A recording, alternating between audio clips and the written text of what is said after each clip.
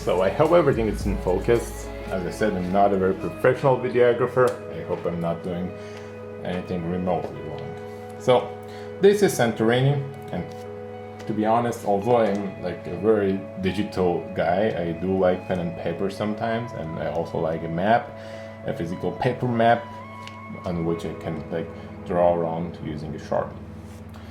So this is the island. As I said, it's a huge crater, as you can see. This is the double active volcano here in the middle, and this is the volcanic ring around it.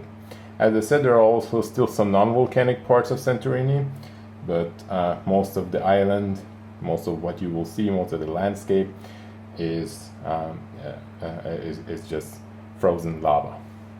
So the island has a very small airport over here, and the airport is really small. Like everything is manual. Like after you have checked in your luggage, you have to bring it over to the drop-off point. There are no conveyor belts or such things as you're used to. That's the thing you have to remember. And also one important thing regarding the island in connection to the airport. This airport actually also doubles as a military base, and since the island is really small, so the longest drive in Santorini with a car takes you 40 minutes. So on the island this small, it's no like it is pretty obvious that it just fits that the island is a no-fly zone. So although I had a very good drone with me, I did not put it into air. So our hotel was somewhere here in Mestaria. Also more regarding the hotel later. So it was a great place to stay in Santorini because it was really central. I rented an ATV to be mobile on the island, and it was really good, and it's a good tip. I can only suggest you to rent an ATV instead of a car, if you're of course not afraid of the wind and like the less comfort that it offers compared to a car. So from here, one of the very first places that you want to visit is Fira, the capital city of Santorini, of the Santorini municipality region. Fira is the capital city, a very nice city. Like you will see the livelihood of a city, a relatively big one, with like respecting the size of the island, relatively big city, where you can see like a lot of restaurants, a lot of cafes, bars, really a whole lot to do, and also a fantastic view of the volcano from.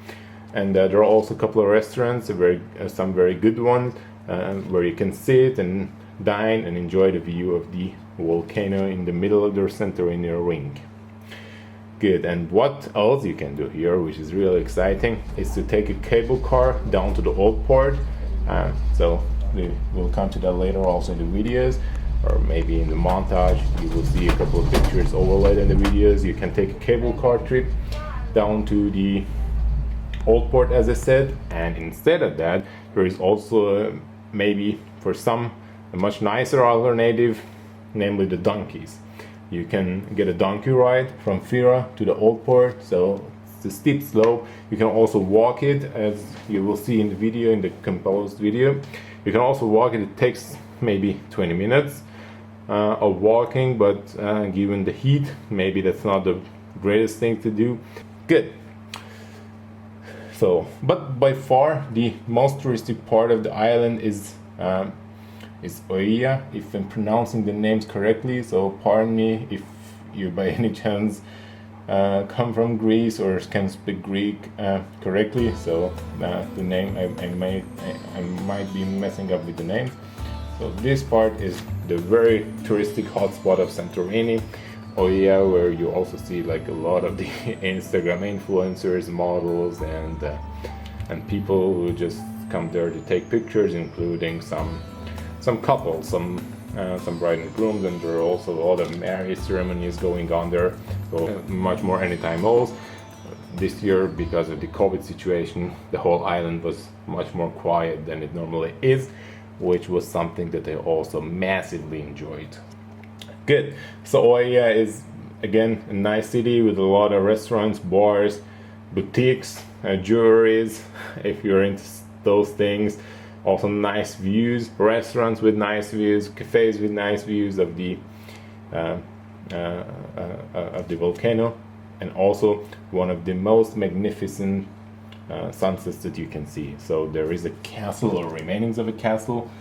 I'm not very sure where that is on the map, but if you go there, you will definitely see the castle, and I will also show you the pictures from that. So from the castle you can have a view of the city with the sun going down behind another neighboring island, which makes, if not the greatest and most beautiful sunset in the world, one of the greatest.